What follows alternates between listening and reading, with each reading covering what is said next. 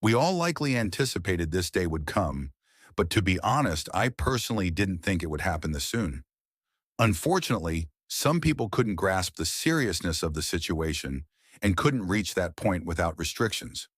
You know, not many people will be upset about the shutdown of OnlyFans because it's a platform that most people are already against. But did it need to be blocked? Absolutely not.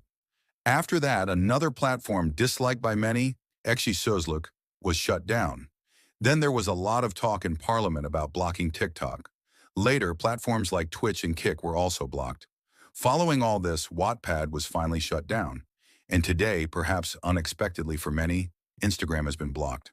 So if you ask why, here's the reason. There are actually two reasons being considered.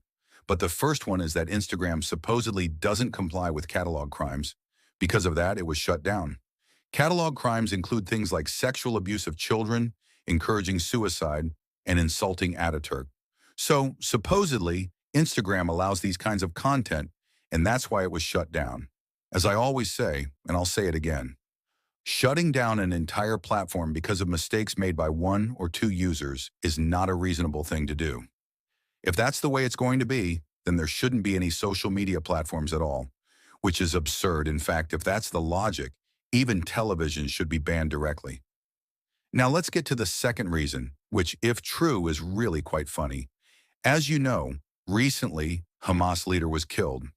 In response, Turkey, for whatever reason, declared a national day of mourning, but we'll talk about that another time. On Instagram, if you post anything about the death of Hamas leader, Instagram immediately takes down the post because, as you know, Hamas is considered a terrorist organization by the entire world. Let me make this clear from the start. I do not in any way support what Israel is doing, but Hamas is also a terrorist organization. No one should take offense. When you look at it objectively, both sides are killing civilians, so it doesn't make sense to label one a hero and the other a terrorist. They are both terrorists. But unfortunately, most people in Turkey don't think the same way as I do on this matter. And maybe, just maybe, Instagram was blocked because of this, which some people actually find justifiable.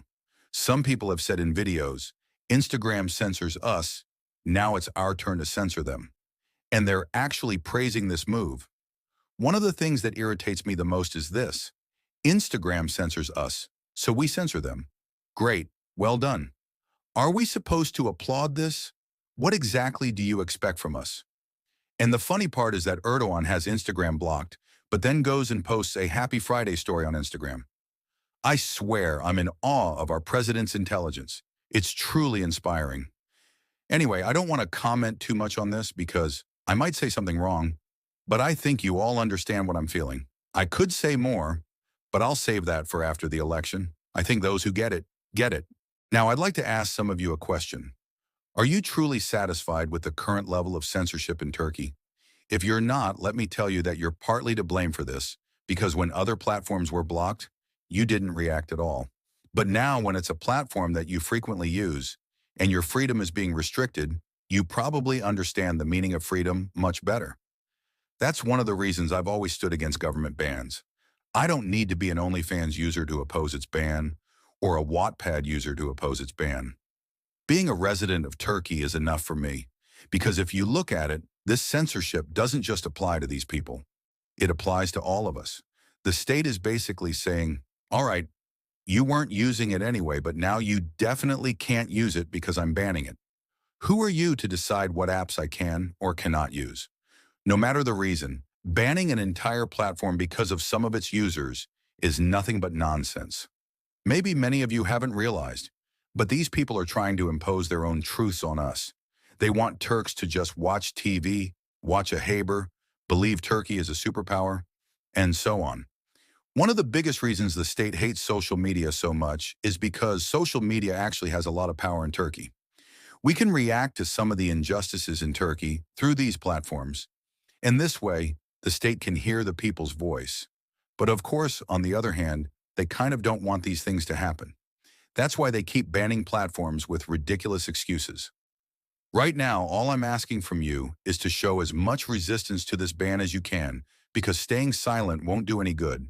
The things Turkey reacts to are now very different from what other countries react to.